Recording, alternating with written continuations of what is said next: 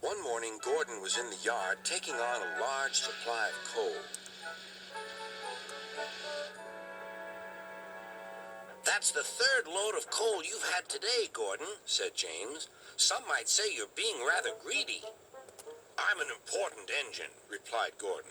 Important engines need plenty of coal, but I doubt if you would understand that, James.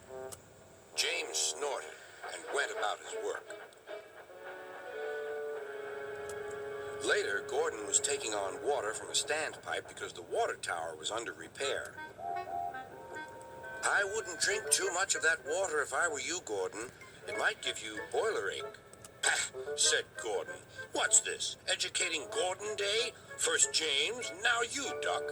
Big engines have big needs. Little engines are just annoying. Don't say I didn't warn you, laughed Duck.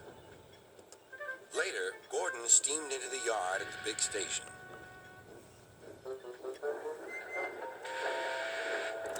That's what I need, exclaimed Gordon. There, emerging out of the sheds, were two shiny tenders. Now, if I had two tenders, said Gordon, I wouldn't need to stop so often, and I wouldn't have to listen to silly little engines. Those tenders belong to a visitor, replied his driver. Diesel sidled up alongside. Everyone knows that tenders are a mark of distinction, but I'm afraid that no amount of tenders will save you in the end. We Diesels are taking over, and we don't need tenders to make us important, not even one. Gordon was most upset. He was feeling just the same next day. I'm not happy. I know, said Duck. It's boiler ache. It's not boiler ache, protested Gordon. Of course it is, interrupted Henry. That water's bad. Have a good washout, then you'll feel a different engine. Your boiler must be full of sludge. Don't be vulgar, huffed Gordon. He backed down onto his train, hissing mournfully. Cheer up, Gordon, said Sir Topham Hatt. I can't, sir. Is it true what Diesel says, sir? What does he say? That Diesels are taking over.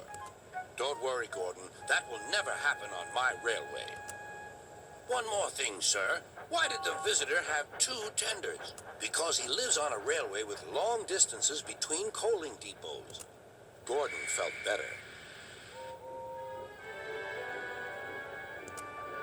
But Henry started complaining. He banged some cars angrily.